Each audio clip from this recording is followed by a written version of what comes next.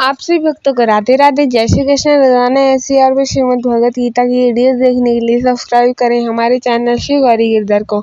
और आप सभी हमारे चैनल पर नए हैं तो हमारे चैनल को सब्सक्राइब करके बेल नोटिफिकेशन को जरूर ऑन करें और चैनल को सब्सक्राइब करके बने हमारे यूट्यूब परिवार का हिस्सा। आज की इस वीडियो में हम सभी पढ़ना शुरू करेंगे अध्याय 3 को। इससे पहले की वीडियोज में हमने अध्याय 1 और 2 पूरा पढ़ लिया था।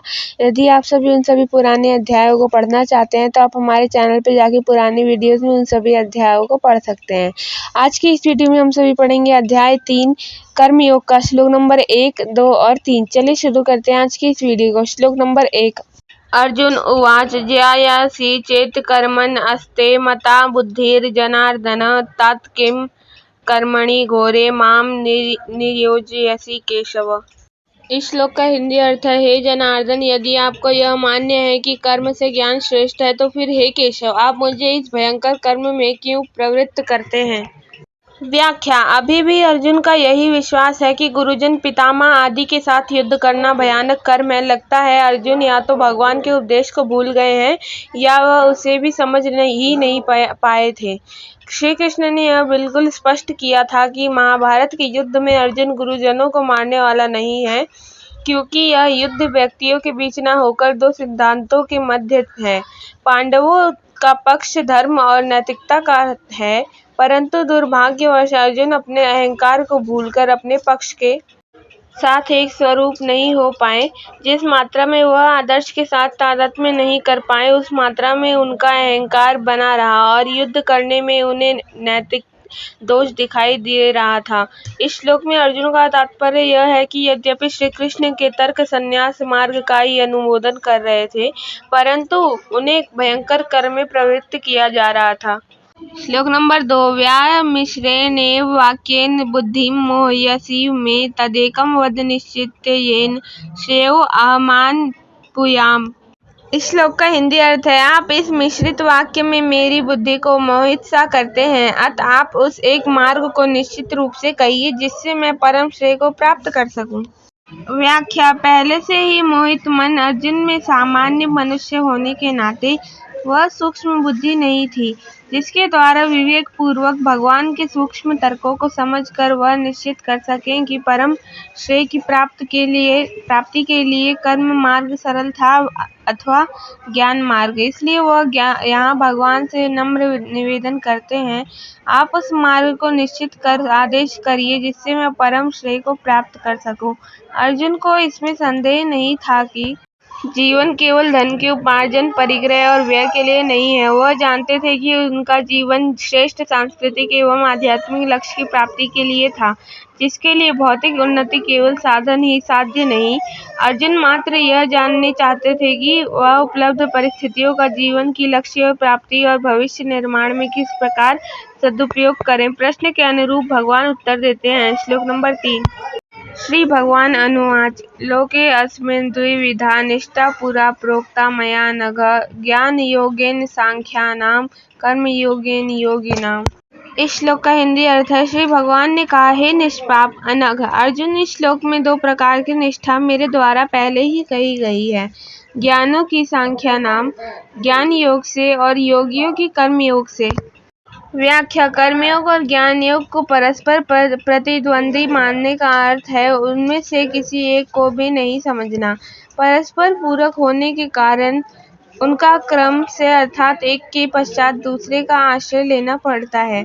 प्रथम निष्काम भाव से कर्म करने पर मन में स्थित अनेक वासनाएं क्षीण हो जाती हैं। इस प्रकार मन के निर्मल होने पर उसमें एकाग्रता और स्थिरता आती है, जिससे वह ध्यान में निमग्न होकर परमार्थ तत्व का साक्षात अनुभव करता है। विदेशी संस्कृति के लोग हिंदू धर्म को समझने में बड़ी कठिनाई का अनुभव करते हैं। साधनों की विविधता और परस्पर विरोधी प्रतीत होने वाले उपदेशों को पढ़कर उनकी बुद्धि भ्रमित हो जाती है, परंतु केवल इसी कारण से हिंदू धर्म को अवैज्ञानिक कहने में उतनी ही बड़ी और हास्यास्पद त्रुटि होगी जितनी चिकित्सा शास्त्र को विज्ञान न मानने में, केवल इसलिए कि एक ही चिकित्सक एक ही दिन में विभिन्न रोगियों को विभिन्न औषधियों द्वारा उपचार बताता है। आध्यात्म साधन और करने के योग्य साधकों में दो प्रकार के लोग होते हैं, क्रियाशील और मननशील। इन दोनों प्रकार के लोगों को स्वभाव में इतना अंतर होता है कि दोनों के लिए एक ही साधना बताने का अर्थ होगा किसी एक विभाग के लोगों को निरुत्साहित करना और उनकी उपेक्षा करना। गीता केवल हिंदुओं के लिए ही नहीं वरन समस्त मानव जाति के कल्याणार्थ लिखा हुआ शास्त्र है। अतः सभी के उपयोगार्थ उनकी मानसिक एवं बौद्धिक क्षमताओं के अनुरूप दोनों ही वर्गों के लिए साधनाएं बताना आवश्यक है। अतः भगवान यहाँ स्पष्ट कहते हैं कि क्रियाशील स्वभाव के मनुष्य के लिए कर्मयोग तथा मननशील साधकों के लिए ज्ञान योग का उपदेश किया गया है। पूरा शब्द से वह यह इंगित करते हैं कि ये दो मार्ग सृष्टि के आदिकाल से ही जगत में विद्यमान हैं। इस श्लोक में प्रथम बार भगवान श्री कृष्ण ने अपने वास्तविक परिचय की हमारा पूर्व का निष्कर्ष भी परिवर्तित हो जाता है। परिवर्तित सामाजिक, राजनीतिक, आर्थिक परिस्थितियों एवं विज्ञान के क्षेत्र में हुई प्रगति के साथ समाजशास्त्र, अर्थशास्त्र एवं विज्ञान के अगणित पूर्व प्रतिपादित सिद्धांत कालबाह्य हो चुके हैं।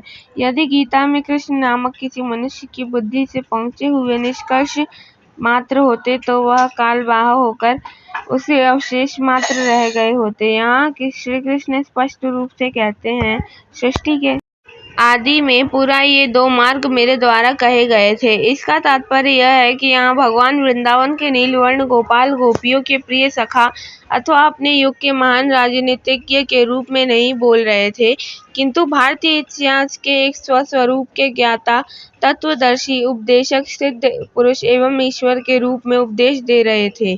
उस क्षण न तो वे अर्जुन के सारथी के रूप में, न एक सखा के रूप में और न ही पांडवों के शुभेच्छु के रूप में बात कर रहे थे। उन्हें अपने पारमार्थिक स्वरूप, जगत के अधिष्ठान कारण के रूप में पूर्ण भान था। काल और कारण के अतीत सत्य स्वरूप में स्थित हुए वे इन दो मार्गों के आदि उपदेशक के रूप में अपना परिचय देते हैं।